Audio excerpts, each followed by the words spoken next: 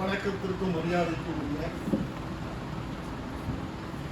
இந்த மக்கள் மன்றத்தை சீரோடும் சிறப்போடும் தொடங்கி நடத்தி வருகின்ற தோழர் உதயநிதி அவர்களே, இன்றைய சிறப்பு கவியரங்கத்திற்கு தலைமை தாங்கி மிக சிறப்பாக நடத்தி இருக்கின்ற தனித்தமிழ் சிந்தனையாளர் எழுத்தாளர் கவிஞர் திருந்தலையன் ஐயா அவர்களே, இன்றைக்கு திராவிட இயக்க முதல் தலைவர் டாக்டர் சி நடேசனார் அவர்களை பற்றி கருத்துரை வழங்க வந்திருக்கின்ற தோழர் வெங்கடேசன் அவர்களே, வேல்முருகன் அவர்களே,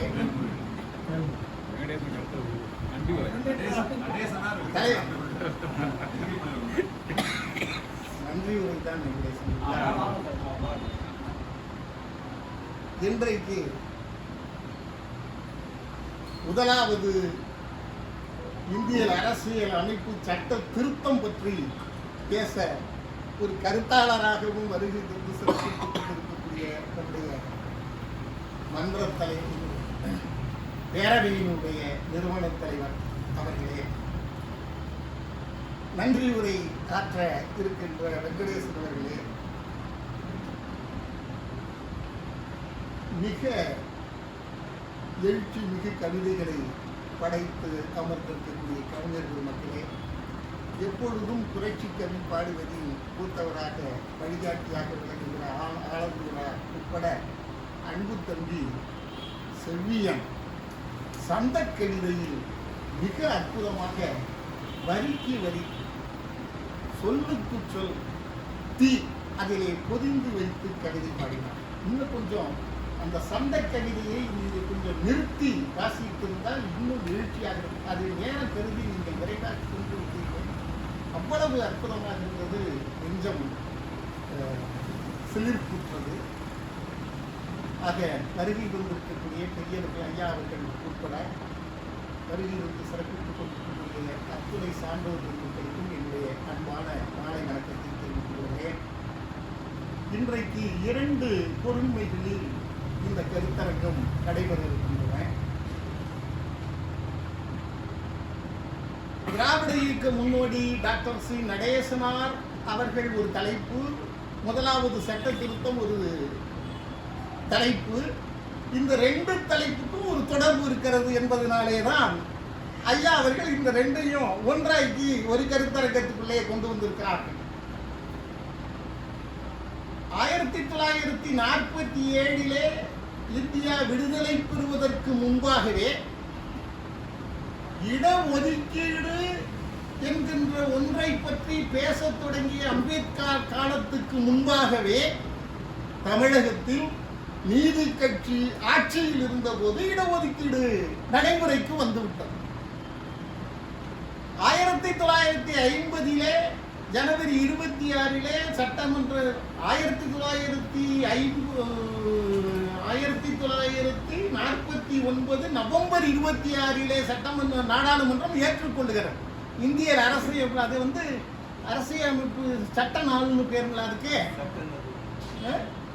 சட்ட நாள்னு பேரு. 2 மாதங்களுக்கு முன்பாக பாராளுமன்றத்திலே அது வைக்கப்பட்டு அது ஏற்றுக்கொள்ளப்படுகிறது. 2 மாதங்கள் கழித்து ஜனவரி மாதம் 26ஆம் தேதியிலிருந்து அது நடைமுறைக்கு வருகிறது. அன்றிலிருந்து நாடு குடியரசு என்று அறிவிக்கப்படுகிறது. இப்போ இந்திய அரசியலமைப்பு சட்டத்தில் இந்த இடஒதுக்கீடு பற்றிய எந்த செய்தியும் இல்லை. மதத்தாலோ இனத்தாலோ மொழியாலோ வேறு காரணங்களினாலோ செல்வாதார நிலையிலேயோ எதன் காரணம் காட்டும் மனிதர்களுக்கிடையே இந்திய குடிமக்களுக்கு இடையே வேறுபாடு கிடையாது. எல்லோரும் இந்த நாட்டினுடைய குடிமக்கள் ஒரு நிகரானவர்கள் அப்படிங்கிற அந்த ஒரு கருத்து மட்டும்தான் அதிலே வைக்கப்பட்டிருந்ததே தவிர இடஒதுக்கீடு என்பது பற்றிய எந்த செய்தியும் இல்லை. 50க்கு பிறகு ஒரு 1950 குடியரசு ஆனதுக்கு பிறகு ஜூன் மாதம் நடைபெற்ற மருத்துவ கல்விக்கான தேர்ச்சி, அது என்னன்னு சொல்றதுங்க, சேர்க்கை, மருத்துவ கல்லூரியில் மாணவர்கள் சேர்க்கை நடைபெறுகிறது, நடைபெற்று முடிந்து விட்டது. 2 பிராமின் மாணவர்கள்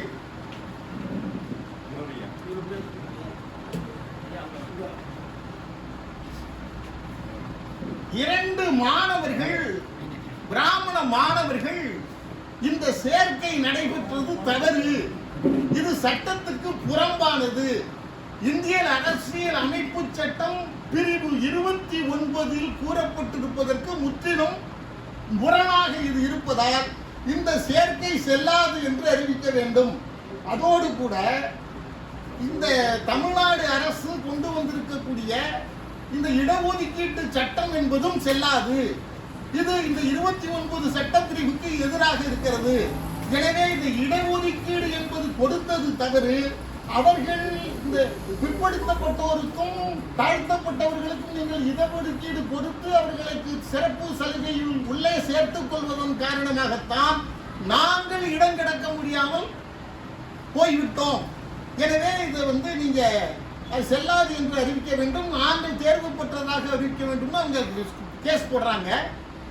மெட்ராஸ் ஹைகோர்ட்டு சரிதான், அரசியலமைப்பு சட்டத்தின்படி இந்த இடஒதுக்கீட்டு சட்டம் என்பது செல்லாது, அந்த வகையிலே தேர்வு செய்யப்பட்ட மாணவர்களுடைய பட்டியலும் ஏற்றுக்கொள்ள முடியாது என்று அறிவித்து விட்டது.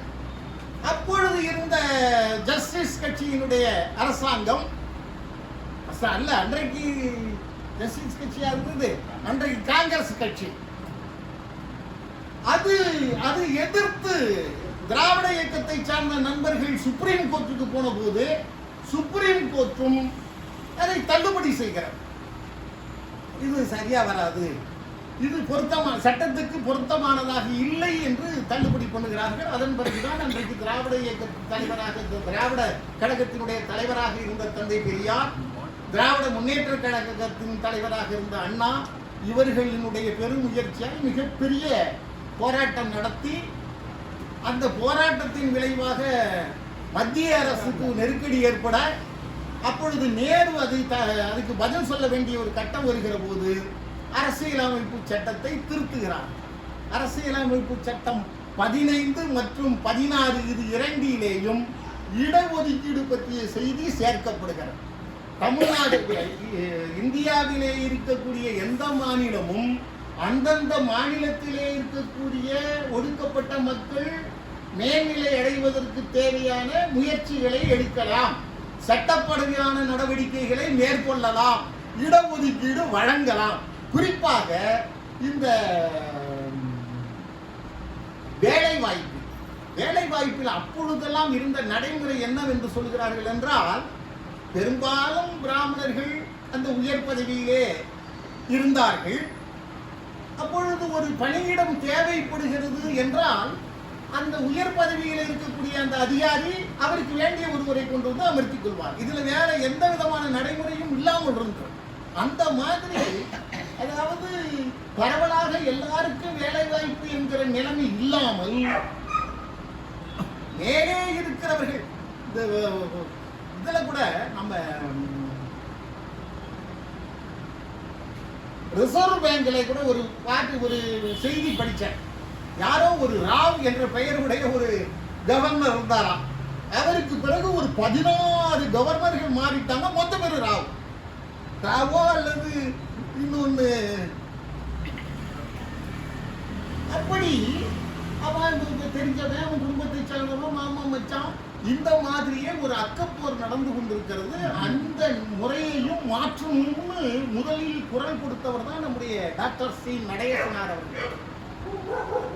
பிஎன்சி மில் என்கிற பக்கிங்ஹாம் அண்ட் கர்நாட்டி மில் அப்படிங்கிற அந்த மில்லில் இன்றைக்கு நம்முடைய திருவிக்கா தான் அதுக்கு தொழிற்சங்க தலைவராக இருந்திருக்கார். அங்கே ஒரு பிரச்சனை, பெரிய போராட்டம், அதை தீர்க்க வேண்டிய கட்டம் இருக்கின்ற போது அப்பொழுது பேச்சுவார்த்தை நடத்தி, நீங்க வெளியில் இருந்து ஆள் எடுக்கணும், நீங்களா நியமிச்சதெல்லாம் கூடாது, முறையாக அறிவிக்கப்பட்டு ஒரு அதுக்கான தேர்வு குழு ஏற்படுத்தி அவர்கள் வழியாக தொழிலாளர்கள் அழைக்கப்பட்டு அதன் பிறகு தேர்வு செய்து பரவலாக எல்லாருக்கும் கொடுக்கணுங்கிற அந்த கருத்து வருகிறது. அப்படி அங்கேதான் முதலாக இடஒதுக்கீடு என்கிற செய்தி வருகிறது. சி நடேசனார் தான் அதுக்கு பெரும் காரணமாக இருந்திருக்கிறார். அப்படி எந்த வகையிலும் இன்றைக்கு இருக்கக்கூடிய ஒரு முற்போக்கான செயல் திட்டங்களுக்கு முதல் காரணமாக விளங்கியவர் டாக்டர் நடேசனார் அவர்கள். முதல் சட்ட திருத்தம் ஏற்படுவதற்கும் இவர்தான் அடித்தளமாக இருந்திருக்கிறார் என்ற வகையிலே தான் இந்த தலைப்புகளை இருவரையும் ஒருங்கிணைத்து ஒரு கருத்தரங்கத்துக்குள்ளே கொண்டு வந்திருக்கிறார் என்று நான் அறிந்து பரவசப்பட்டேன். இதுல நடேசனார் தொடக்கத்தில் ஒரு கல்லூரியில பேராசிரியராக இருந்திருக்கிறார். அவர் பேராசிரியராக இருந்த அவர் இந்த சமுதாய மக்களுக்கு நாம் எந்த வகையிலாவது பயன்படுத்துகிறவனாக இருக்க வேண்டும், ஏழைப்பாடைகள் அவங்களுக்கு நாம் ஏதாவது ஒரு தொண்டு செய்ய ஆற்ற வேண்டுமானால் நம்ம மருத்துவ கல்வி பயின்றிருக்க வேண்டும் என்று கருதி அதன் பிறகு அந்த பேராசிரியர் பதவி உதவிவிட்டு சென்னை மெடிக்கல் காலேஜில் அவங்க போய் டாக்டர் பட்டம் பெறுகிறார். டாக்டர் பட்டம் பெற்றுட்டு திருவல்லிக்கேணியிலே, அதாவது நடேசன் சாலை என்று இருக்கிற அந்த பகுதியிலே தான் அவருடைய வீடு இருந்திருக்கும் என்று நான் நினைக்கிறேன். பெரிய தெருவுங்களா? ஏன்னா நான் 82 சென்னையில திருவல்லிக்கேணியில தங்கியிருந்தேன். அங்கிருந்து டீச்சர்ஸ் காலேஜ் இங்க சைதாப்பேட்டையில ஆசிரியர் பயிற்சி பெறுகிற போது 45B தான் வருவேன். அப்படி வருகிற போது திருவல்லிக்கேணி தாண்டி ஐசவுஸ்ல இருந்து நடேசன் சாலை அப்படிங்கிற அந்த சாலை வழியாக அந்த கிருஷ்ணாம்பேட்டை அது வழியாக இந்த டாக்டர் ராதாகிருஷ்ணன் சாலையில தொட்டு அப்படியே வலதுகை பக்கமாக அது போகும். அதனால ஐசவுஸ்ல இருந்து இந்த கிருஷ்ணாம்பேட்டைக்கு இடைப்பட்ட அந்த தெருவிலே அவர் வாழ்ந்திருக்கலாம் என்று நான் நினைத்து கொண்டேன். ஆனா அவங்க மாநாடு, 2வது மாநாடு 1912 தான் அவர் இயக்கம் தொடங்குகிறார். 13 ஒரு மாநாடு அல்ல, ஆண்டு விழா. 13 ஒரு ஆண்டு விழா, 14 2வது ஆண்டு விழா நடத்துகிற அந்த ஆண்டு விழா பெரிய தெருவில் இருக்கக்கூடிய இந்து மேல்நிலைப் பள்ளியில நடந்தது. அந்த 2வது மாநாட்டிலே தான் ஐயா டி.எம். நாயர் போன்றவர்கள்லாம் கலந்து கொண்டிருக்கிறார்கள். அவங்க இந்த நடேசன் அவர்கள் காட்டிய அந்த பாதையால் ஈர்க்கப்பட்டவர்கள் தான் திருவிக்கா அவர்கள், தோழர் சிங்காரவேலர் அவர்கள். இவர்கள் எல்லாம் அந்த இயக்கத்திலே ஒன்றிணைக்கப்பட்டிருக்கிறார்கள். காங்கிரஸ் இயக்கத்தில் காங்கிரஸ் கட்சியை சார்ந்த உறுப்பினர்களாக இருந்தவர்கள் தான் டி.எம். நாயரும் நம்ம பிட்டி தியாகராயர் அவர்கள் 2 பேரும் அன்றைக்கு மாமன்ற உறுப்பினர், சென்னை மாநகராட்சியினுடைய மன்ற உறுப்பினர்களாக இருந்தவர்கள். அங்கே மற்ற பிராமணர்கள் அல்லது மற்றவர்கள் எல்லாம் சொல்லுகின்ற கருத்துகளுக்கு முரணாக எல்லாருக்குமான ஒரு செயல்பாடு, எல்லாருக்குமான ஒரு செயல் திட்டம் அப்படி வகுக்கப்பட வேண்டும் என்று குரல் கொடுத்து கொண்டே இருந்திருக்கிறார்கள். அவர்களுக்கு அப்படி இவங்க 2 பேரும் பெரியார் மாதிரியான அந்த சமுதாய சிந்தனையோடு அவர்கள் கருத்துக்களை வெளியிட்டு வந்தாலும் கூட இந்த 2 பேருக்கும் ஒற்றுமை இல்லை. ஒருத்தருக்கு ஒருத்தர் கருத்து முரண்பாடு உடையவர்களாக இருந்திருக்காங்க. அந்த 2 பேரையும் சி நடேசனார் அவர்கள் சந்தித்து பேசி, நீங்க ஒத்த கருத்துடையவர்களாக இருக்கிறீர்கள், ஆனாலும் நீங்க 2 பேரும் ஒருத்தருக்கு ஒருத்தர் மோதி கொண்டிருக்கிறதுல ஒரு மொத்த கொள்கை உடையவராக இருக்கிறீர்கள், ஆனால் கருத்து மோதல் உடையவர்களாக இருக்கிறீர்கள். அப்படி இருக்க வேண்டாம் என்று அவர்களுக்கிடையே சமரசம் செய்து நீங்க வாங்க, தனி அமைப்பு காணலாம் என்று சொல்லித்தான் 1915 இந்த தென்னிந்திய நல உரிமை சங்கம் என்கிற அந்த அமைப்பை கட்டுவிக்கிறார். அதன் பிறகு அவங்க ஜஸ்டிஸ் ஒரு பெயருடைய ஒரு பத்திரிகை நடத்துகிறார்கள். அந்த பத்திரிகையினுடைய பெயர் தான் ஜஸ்டிஸ் இயக்கம் என்று பின்னாடி அது ஜஸ்டிஸ் பார்ட்டி என்று ஆகிறது.